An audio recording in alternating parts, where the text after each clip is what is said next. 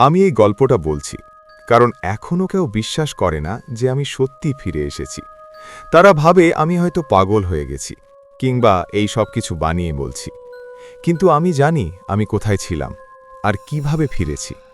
আর যদি তুমি শেষ পর্যন্ত এই গল্পটা শোনো, তাহলে হয়তো বুঝবে কেন আজও রাত 12টার পর আমি কোনো ঘড়ির দিকে তাকাই না।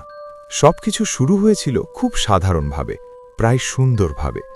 লেখার ক্লান্তি আর শহরের শোরগোল থেকে পালাতে আমি পাহাড় ঘেঁষা একটা গ্রামে গিয়ে উঠেছিলাম। জায়গাটার নাম ছিল শালবন। চারদিকে সবুজ, বাতাস পরিষ্কার, আকাশটা যেন একটু নিচু। গ্রামের মানুষ কম কথা বলতো, কিন্তু হাসত মন খুলে। প্রথম দিনেই মনে হয়েছিল এটাই সেই জায়গা যেখানে মাথার ভেতনের শব্দগুলো আবার গল্প হয়ে উঠবে। আমি যে বাড়িটা ভাড়া নিয়েছিলাম সেটা গ্রামের একদম প্রান্তে। পুরনো জমিদার বাড়ি, লাল টালির ছাদ, বড় কাঠের দরজা, লম্বা বারান্দা। ভেতরে ঢুকতেই চোখে পড়েছিল একটা বিশাল দেয়াল ঘড়ি, ভারী কাঠের ফ্রেম, লম্বা পেন্ডুলাম। টিক